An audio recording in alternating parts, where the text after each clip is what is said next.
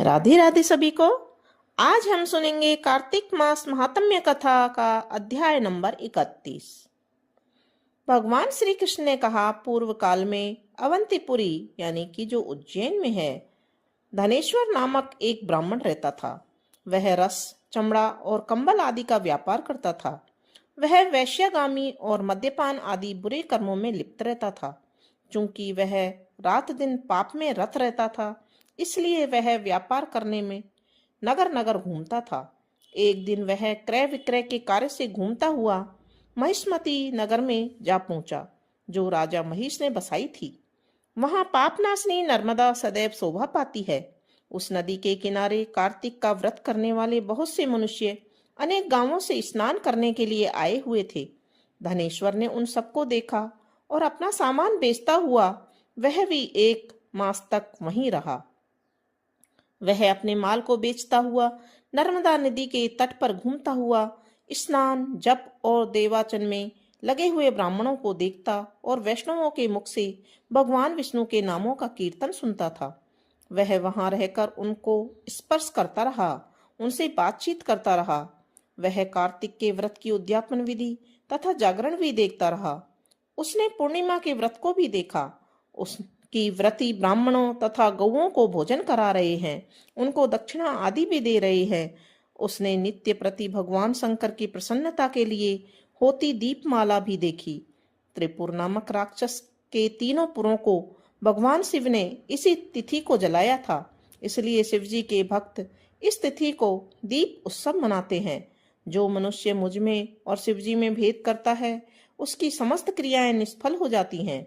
इस प्रकार नर्मदा तट पर रहते हुए जब उसको 1 माह व्यतीत हो गया, तो एक दिन अचानक उसे किसी काले नाग ने, सांप ने डस लिया।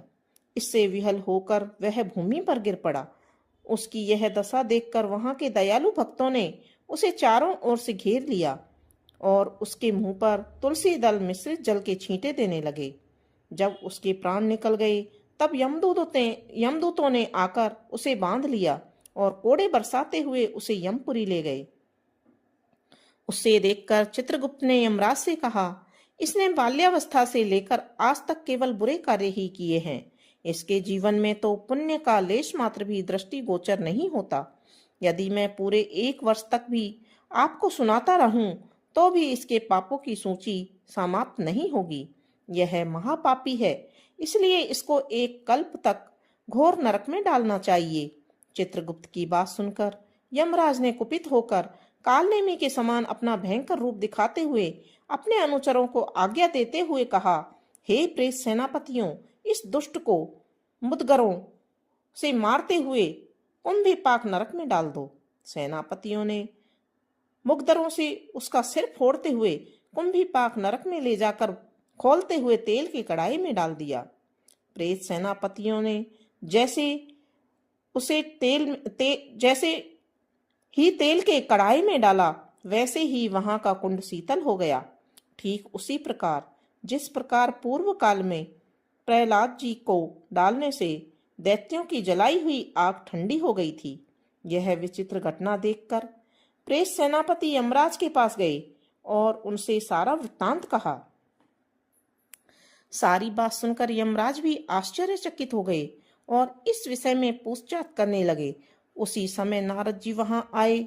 यमराज से कहने लगे, सूर्य नंदन, यह ब्राह्मण नरकों का उपभोग करने योग्य नहीं है।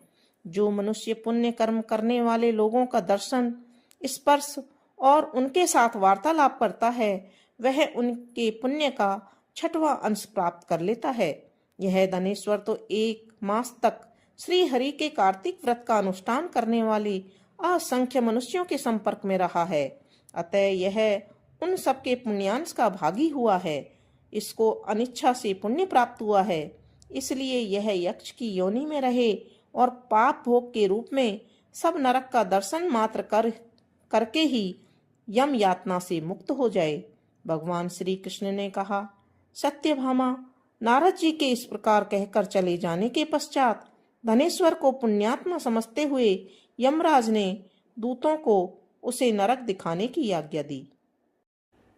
अब हम सुनेंगे कार्तिक मास महात्म्य कथा का अध्याय नंबर 32। भगवान श्री कृष्ण ने आगे कहा, हे प्रिय, यमराज की आज्ञा सिरोधार्य करते हुए प्रेतपति धनेश्वर को नरकों के समीप ले गया और उसे दिखाते हुए कहने लगा, हे धनेश्वर, महान भय दाने वाले इन नरकों की ओर दृष्टि डालो। इनमें पापी पुरुष सदैव दूतों द्वारा पकाए जाते हैं। यह देखो, यह तप्तवाचुक नामक नरक है, जिसमें देह जलने के कारण पापी विलाप कर रहे हैं। जो मनुष्य भोजन के समय भूखों को भोजन नहीं देता, वह बार बार इस नरक में डाले जाते हैं। वह प्राणी जो गुरु, अग्नि, ब्राह्मण, गो, वेद और राजा इनको लात मारता है, वह भयंकर नरक अतिशय पापों के करने पर मिलते हैं। आगे देखो, यह दूसरा नरक है, जिसका नाम अंधता मिश्र है। इन पापियों को सुई की भांति मुख वाले तमोत नामक कीड़े काट रहे हैं। इस नरक में दूसरों का दिल दुखाने वाले पापी गिराए जाते हैं। यह तीसरा नरक है, जिसका नाम क्रकेय है। इस नरक में पापियों को आरे से चीरा जाता है। यह नरक भी असीम त्रिवर्ण आदि भेदों से 6 प्रकार का होता है। इसमें स्त्री तथा पुत्रों के वियोग कराने वाले मनुष्यों को कढ़ाई में पकाया जाता है।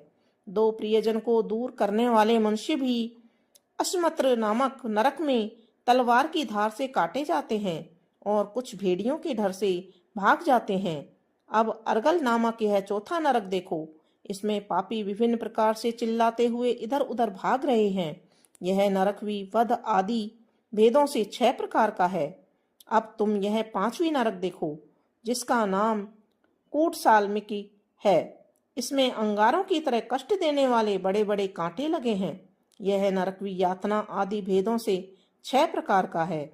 इस नरक में पर स्त्री गमन करने वाले मनुष्य डाले जाते हैं। अब तुम यह 6ठा नरक देखो। उत्वर्ण नामक नरक में सिर नीचे करके पापियों को लटकाया जाता है।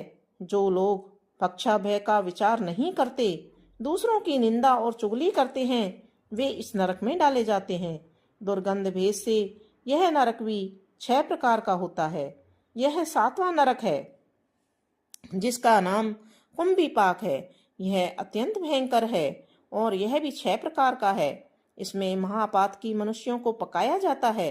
इस नरक में सहस्त्र वर्षों तक यातना भोगनी पड़ती है। यही रौरव नरक है। जो पाप इच्छा रहित किए जाते हैं, वह सूखे, और पाप इच्छा पूर्वक किए जाते हैं, वह पाप आर्द्र कहलाते हैं। इस प्रकार शुष्क और आर्द्र भेदों से यह पाप 2 प्रकार के होते हैं। इसके अलावा और भी अलग अलग 84 प्रकार के पाप हैं, जिसमें नंबर 1 अपक्रीन, नंबर 2 पाड़ाक्ते, नंबर 3 मलिनीकरण, नंबर 4 जाति भ्रंशकरण, नंबर 5 उपाय, 6ठा है अतिपाप और 7वां है महापाप। यह 7 प्रकार के पातक हैं। जो मनुष्य जैसा कर्म करता है, उसे इन 7 नरकों में उसके पाप कर्मों के अनुसार पकाया जाता है। चूंकि तुम कार्तिक व्रत करने वाले प्रभु भक्तों का संसर्ग प्राप्त हुआ था, उससे पुण्य की वृद्धि हो जाने के कारण ये सभी नरक तुम्हारे लिए निश्चय ही नष्ट हो गए हैं। इस प्रकार धनेश्वर को नरकों का दर्शन कराकर प्रेतराज उसे यक्षलोक में ले गए। वहां जाकर उसे वहां का राजा बना दिया। वही कुबेर का अनुचर धनक्षय के नाम से प्रसिद्ध हुआ। बाद में महर्षि विश्वामित्र ने उसके नाम पर तीर्थ बनाया था। कार्तिक मास का व्रत महाफल देने वाला है। इसके समतुल्य अन्य कोई दूसरा पुण्य कर्म नहीं है। जो भी मनुष्य इस व्रत को करता है तथा व्रत करने वाले का दर्शन करता है, उसे मोक्ष की प्राप्ति होती है। बोलो विष्णु भगवान की जय। राधे राधे। अब हम सुनेंगे कार्तिक मास महात्म्य कथा का अध्याय नंबर 33। दया दृष्टि कर हृदय में भव भक्ति उपजाओ। 33वां अध्याय लिखूं, कृपा दृष्टि बरसाओ। सूत जी ने कहा, इस प्रकार अपनी अत्यंत प्रिय सत्यभामा को यह कथा सुनाकर भगवान श्री कृष्ण संध्योपासना के लिए माता के घर में गए। यह कार्तिक मास का व्रत भगवान विष्णु को अति प्रिय है तथा भक्ति प्रदान करने वाला है। रात्रि जागरण, प्रातःकाल का स्नान, तुलसी वट सिंचन, उद्यापन, दीपदान, यह 5 कर्म भगवान विष्णु को प्रसन्न करने वाले हैं। इसलिए इनका पालन अवश्य करना चाहिए। ऋषि बोले, भगवान विष्णु को प्रिय, अधिक फल की प्राप्ति कराने वाले, शरीर के प्रत्येक अंग को प्रसन्न करने वाले कार्तिक महात्म्य आपने हमें बताया। यह मोक्ष की कामना करने वालों अथवा भोग की इच्छा रखने वाले मनुष्यों को यह व्रत अवश्य ही करना चाहिए। इसके अतिरिक्त हम आपसे एक बात पूछना चाहते हैं कि यदि कार्तिक मास का व्रत करने वाला मनुष्य किसी संकट में फंस जाए, या वह किसी वन में हो, या व्रती किसी रोग से ग्रस्त हो जाए, तो उस मनुष्य को कार्तिक व्रत किस प्रकार करना चाहिए? क्योंकि कार्तिक व्रत भगवान विष्णु को अति प्रिय है और इसे करने से मुक्ति एवं भक्ति प्राप्त होती है, इसलिए इसे छोड़ना नहीं चाहिए। श्री सूत जी ने इसका उत्तर देते हुए कहा, यदि कार्तिक का व्रत करने वाला मनुष्य किसी संकट में फंस जाए, तो वह हिम्मत करके भगवान शंकर या भगवान विष्णु के मंदिर जो भी पास में हो उसमें जाकर रात्रि जागरण करे। यदि व्रती घने वन में फंस जाए तो फिर पीपल के वृक्ष के नीचे या तुलसी वन में जाकर जागरण करे। भगवान विष्णु की प्रतिमा के सामने बैठकर विष्णु जी का कीर्तन करे। ऐसा करने से सहस्त्र गायों के दान के समान फल की प्राप्ति होती है। जो मनुष्य विष्णु जी के कीर्तन में बाजा बजाता है उसे वाजपेयी यज्ञ के समान फल की प्राप्ति होती है। और हरि कीर्तन में नृत्य करने वाले मनुष्यों को सभी तीर्थों में स्नान करने का फल प्राप्त होता है। किसी संकट के समय या रोगी हो जाने और जल न मिल पाने की स्थिति में केवल भगवान विष्णु के नाम मात्र से मार्जन ही कर लें। यदि उद्यापन न कर सके हैं तो व्रत की पूर्ति के लिए केवल ब्राह्मणों के प्रसन्न होने के कारण विष्णु जी प्रसन्न रहते हैं। यदि मनुष्य दीपदान करने में असमर्थ हो तो दूसरे की दीप की वायु आदि से भली भांति रक्षा करे। यदि तुलसी का पौधा समीप न हो तो वैष्णव ब्राह्मण की ही पूजा कर ले, क्योंकि भगवान विष्णु सदैव अपने भक्तों के समीप रहते हैं। इन सब के न होने पर कार्तिक का व्रत करने वाला मनुष्य ब्राह्मण, गो, पीपल और वट वृक्ष की श्रद्धापूर्वक सेवा करे।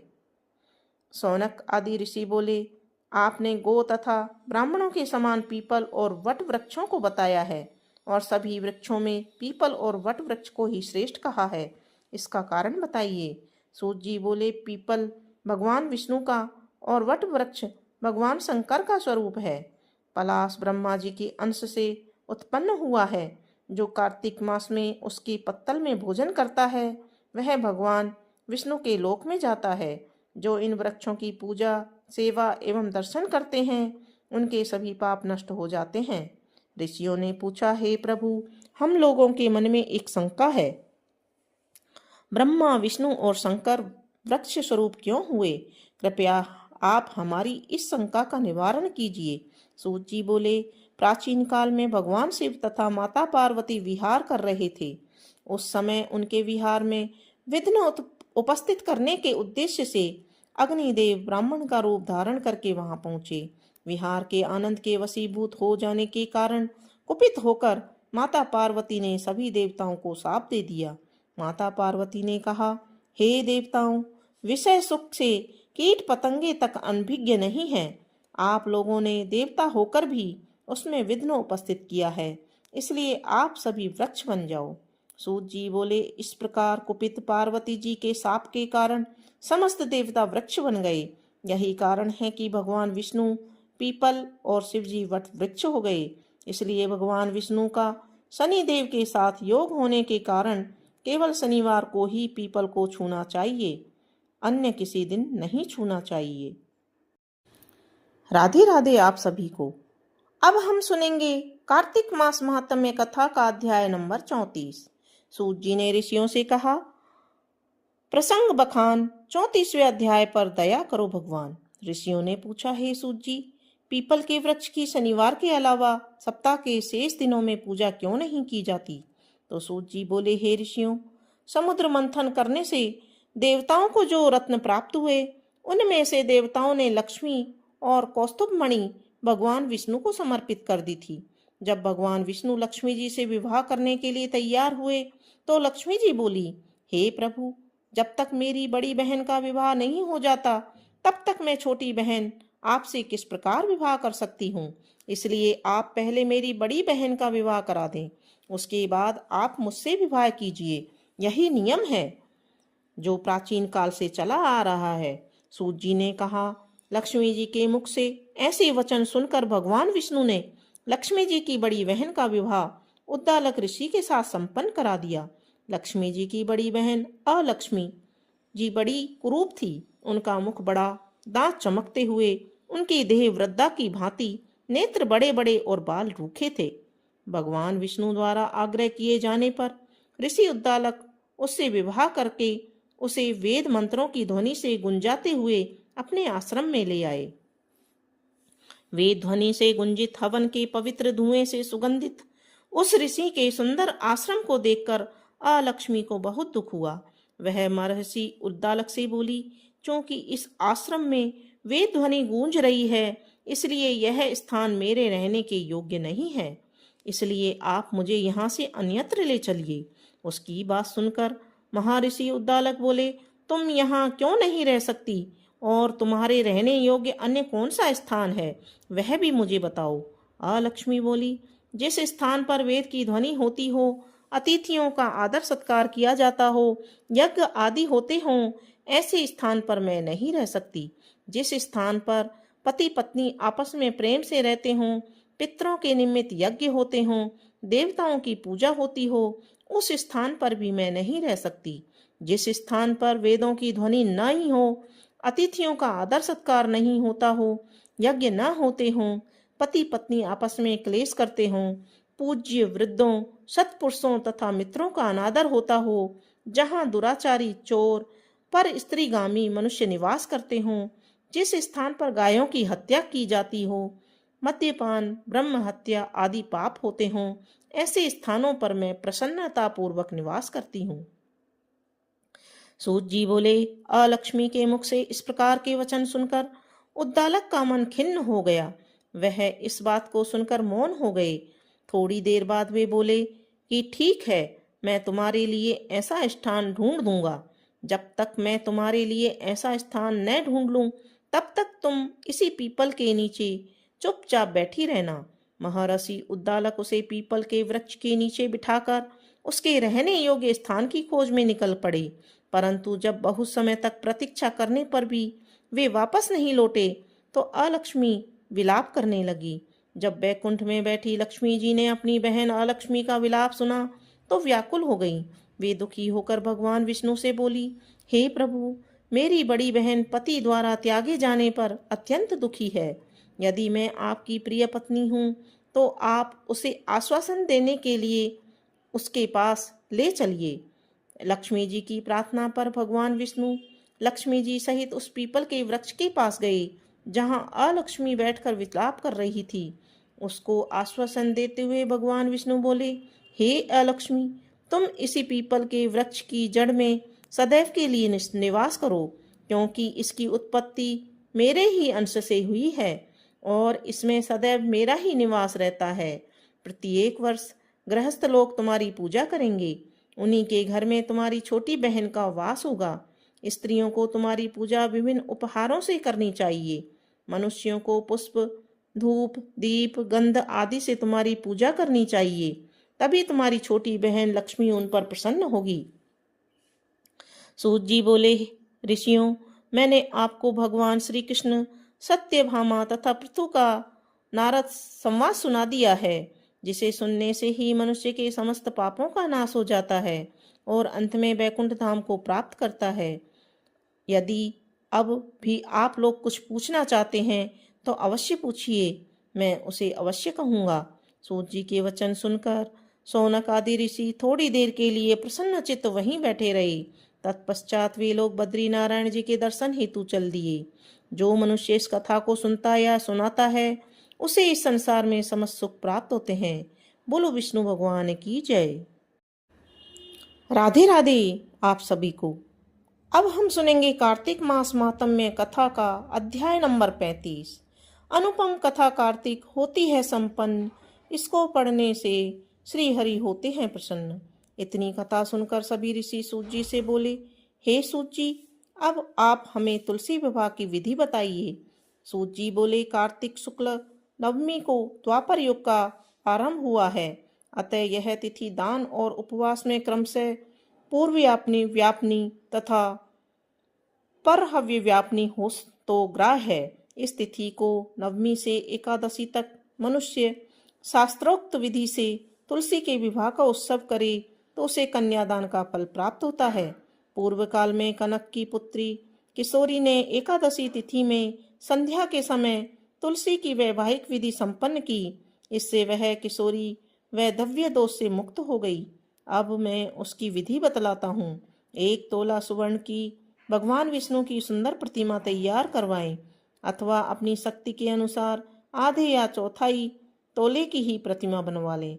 फिर तुलसी और भगवान विष्णु की प्रतिमा में प्राण प्रतिष्ठा करके षोडशोपचार से पूजा करें। पहले देश काल का स्मरण करके गणेश पूजन करें, फिर पुण्यावचन कराकर नांदी श्राद्ध करें। तत्पश्चात वेद मंत्रों के उच्चारण और बाजे आदि की ध्वनि के साथ भगवान विष्णु की प्रतिमा को तुलसी जी के निकट लाकर रखें। प्रतिमा को वस्त्रों से आच्छादित करना चाहिए। उस समय भगवान का आह्वान करें, भगवान केशव आइए देव, मैं आपकी पूजा करूंगा, आपकी सेवा में तुलसी को समर्पित करूंगा, आप मेरे संपूर्ण मनोरथों को पूर्ण करें। इस प्रकार आह्वान के पश्चात 3 बार अर्ध्य, पाद्य और विष्टर का उच्चारण करके इन्हें बारी बारी से भगवान को समर्पित करें। फिर आचमनीय पद का 3 बार उच्चारण करके भगवान को आचमन कराएं। इसके बाद कांस्य के बर्तन में दही, घी और मधु रखकर उसे कांस्य के पात्र से ही ढक दें तथा भगवान को अर्पण करते हुए इस प्रकार कहें, वासुदेव आपको नमस्कार है। यह मधुपर्क, दही, घी तथा शहद के मिश्रण को मधुपर्क कहते हैं, ग्रहण कीजिए। तदंतर हरिद्रा लेपन और अभ्यंग कार्य संपन्न करके गोधूलि की बेला में तुलसी और विष्णु का पूजन पृथक पृथक करना चाहिए। दोनों को एक दूसरे के सम्मुख रखकर मंगल पाठ करें। जब भगवान सूर्य कुछ कुछ दिखाई देते हों तब कन्यादान का संकल्प करें। अपने गोत्र और प्रचर का उच्चारण करके आदि की 3 पीढ़ियों का भी आवर्तन करें। तत्पश्चात भगवान से इस प्रकार कहें, आदि, मध्य और अंत से रहित त्रिभुवन प्रतिपालक परमेश्वर, इस तुलसी दल को आप विवाह की विधि से ग्रहण करें। यह पार्वती के बीच से प्रकट हुई है, वृंदा की भस्म में स्थित रही है तथा आदि, मध्य और अंत से शून्य है। आपको तुलसी बहुत ही प्रिय है, अतः मैं आपकी सेवा में अर्पित करता हूँ। मैंने जल के घड़ों से सींचकर और अन्य प्रकार की सेवाएं करके अपनी पुत्री की भांति इसे पाला पोसा और बढ़ाया है। आपकी प्रिया तुलसी मैं आपको दे रहा हूँ, प्रभु आप इसे ग्रहण करें।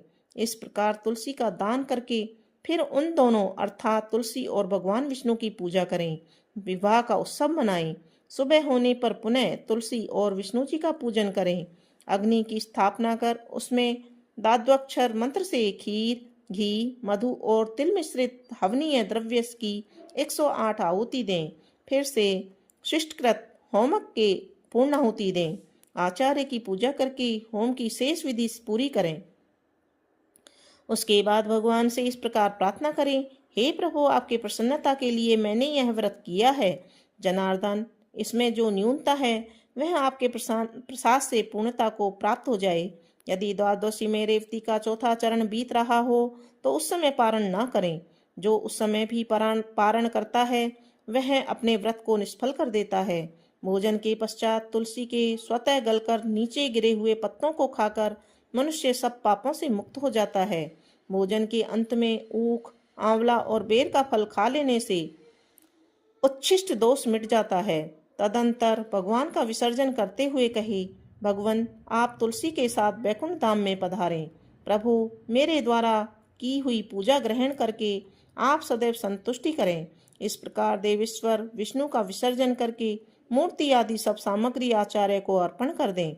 इससे मनुष्य कृतार्थ हो जाता है। यह विधि सुनाकर सूत जी ने ऋषियों से कहा, हे ऋषियों, इस प्रकार जो मनुष्य श्रद्धा पूर्वक सत्य, शांति और संतोष को धारण करता है, भगवान विष्णु को तुलसी दल समर्पित करता है, उसके सभी पापों का नाश हो जाता है और वह संसार के सुखों को भोग कर अंत में विष्णु लोक को प्राप्त करता है। हे ऋषिवर, यह कार्तिक महात्म्य सब रोगों और संपूर्ण पापों का नाश करने वाला है। जो मनुष्य इस महात्म्य को भक्ति पूर्वक पढ़ता है और जो सुनकर धारण करता है, वह सब पापों से मुक्त हो भगवान के विष्णु लोक में जाता है। जिसकी बुद्धि खोटी हो और जो श्रद्धा से हीन हो, ऐसे किसी भी मनुष्य को यह महात्म्य नहीं सुनाना चाहिए। इति श्री कार्तिक मास महात्म्य 35वां अध्याय समाप्त।